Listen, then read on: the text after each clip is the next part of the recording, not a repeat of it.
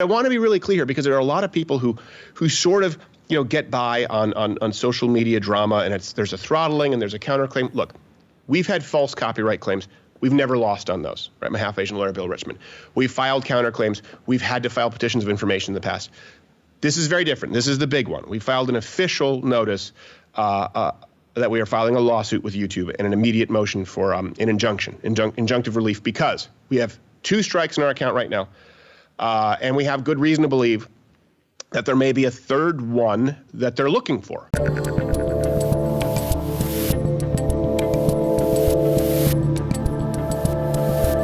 Dave Rubin, and joining me today is a man on YouTube, I think, kinda, maybe, Stephen Crowder. Welcome back.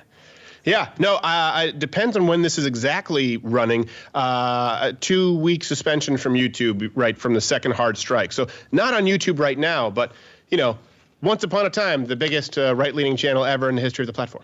Okay, so let's be clear about what's going on here. This is an emergency meeting of the Rubin-Crowder thing, because you could be booted. You now have 2 strikes on your channel. I'll let you go into why you got the strikes.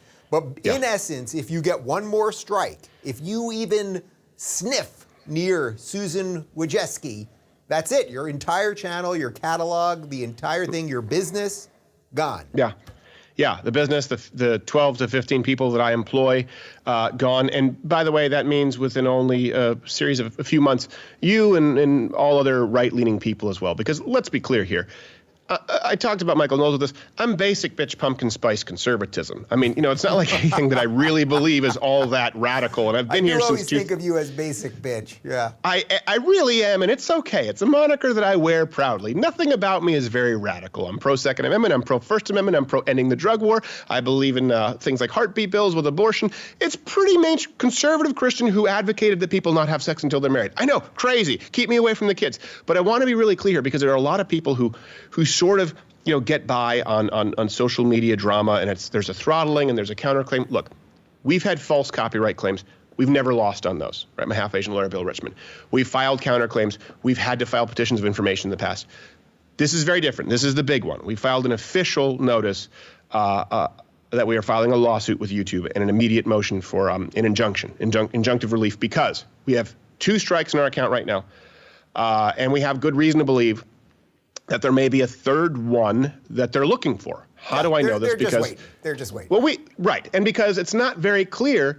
I should say it is very clear that we didn't violate specific policies.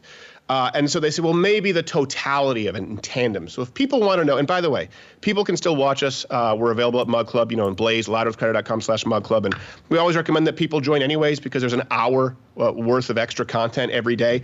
But we're still making sure that the free content is available on Apple, on Android, Spotify, and right now on Rumble, though we can't stream live. It's a little glitchy. We're working with them.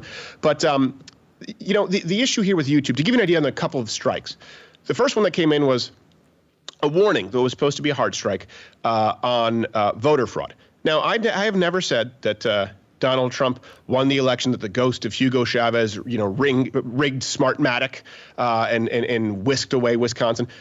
But just like Amy Klobuchar, just like Elizabeth Warren, just like Jimmy Carter, I've said that individual voter fraud does occur. And of course, as they said, it occurs far more with mass mail-in voting, just because there are fewer checks and balances. There are fewer ways to sort of verify.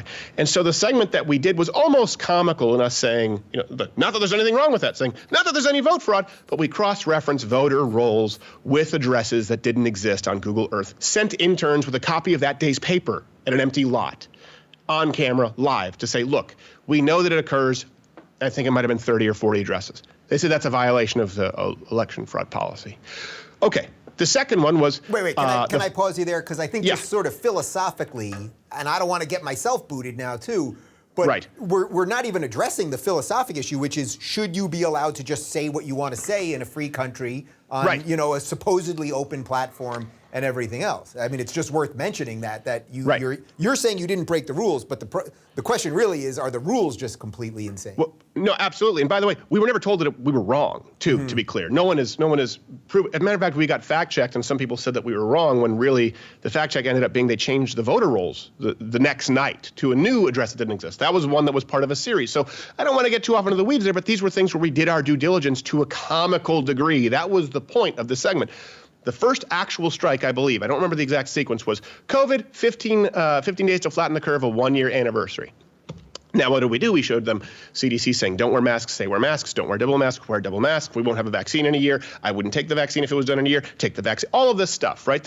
Which is really tough to navigate as an American.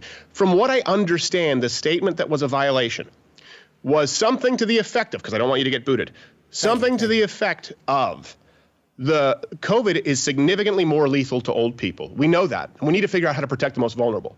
But for some reason, due to the immune response, according to the CDC, and we always list our references available on our website, young people are significantly less at risk of death from COVID than the flu. For some reason, but old people, it's way more deadly.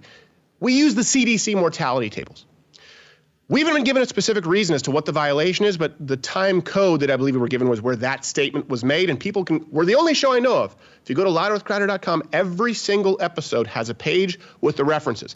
The references for that statement were the CDC and World Health Organization. Now, some people can say, well, you're making it seem like it's not as big of it. People may not take it seriously. Well, A, that's not what I'm saying. And B, if we're going to follow the science, it's important to understand how different immune systems respond to a novel virus. It's important that you don't tell people, shut up if they have a problem with a 2-year-old wearing a mask. If you say, well, hold on a second, we don't have 2 or 4-year-olds wear a mask for the flu, where there are significantly more deaths for younger people. It is significantly deadlier for older people or the immunocompromised. You're not allowed to discuss that. The most recent one, this is the second strike here, and this is why there's a lawsuit, which I really didn't want this to have to come to. I just want to do the show, is when I was recently celebrating, actually praising the officer who saved that young girl's life who was about to be stabbed by Mekhi Bryant. Yep. I said, not only is that justified shooting from the police, I believe it's necessary, because if the police cannot shoot someone who is in the process of attempting to stab you, then we might as well not have police, and I believe that we should have police. That was considered bullying and harassment, but not technically, but the totality may be over time indicative of bullying, harassing by supporting the police. Who are you bullying? Who are you bullying by saying that you supported the cop saving a woman's life who was about to be decapitated? Who is that bullying? Apparently, it might be considered reveling in the death of Mekhi Bryant.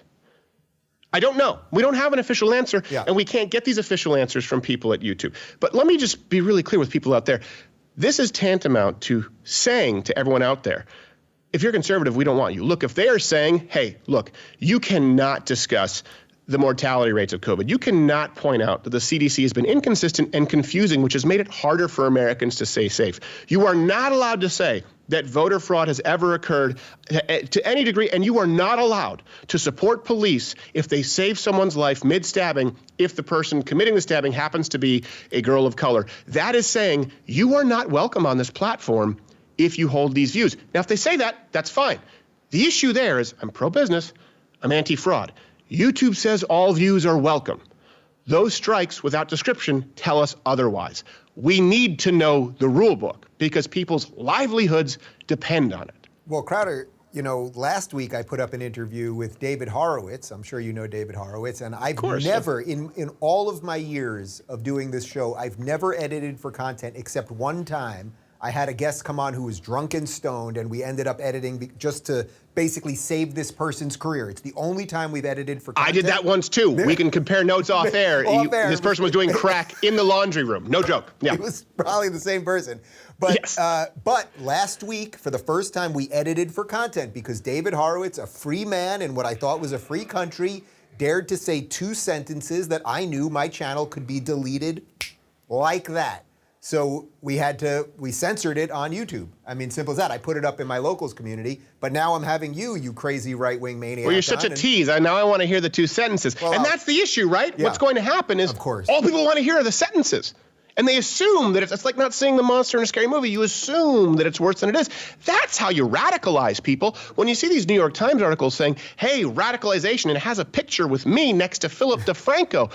And then, by the way, hey, give me a little credit. I was in there. Come on. Were you in there too? Yeah, I was in there. That's right. Yeah, I would never imagine that you would be in there radicalizing people. Dave Rubin. Credit where it's due, man. But what happens is then they complain about echo chambers, right? Well, look, what's more radical? A view of someone who believes, the guy who believes in a flat tax or the people who believe in 90% income tax? The guy who believes that police need to be demilitarized to a degree, but that they also need to be able to do their job and they should wear body cams? Or the people who believe we should have no police whatsoever, we should have no prisons whatsoever, like Rashida Tlaib, like AOC, like these people believe? This is not a radical point of view. The reason for this lawsuit is, look, you know, could I at some point sail off into the sunset with support from people at Mug Club? I don't know if we're there, but at some point I could.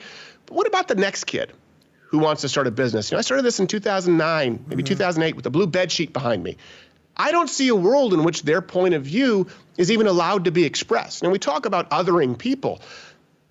YouTube is othering an entire half of the country. And by the way, more than 80% of black people, while we're talking about the Mekhi Bryant and that officer situation, more than 80% of black people want at least as much of a police presence as exists now, if not more.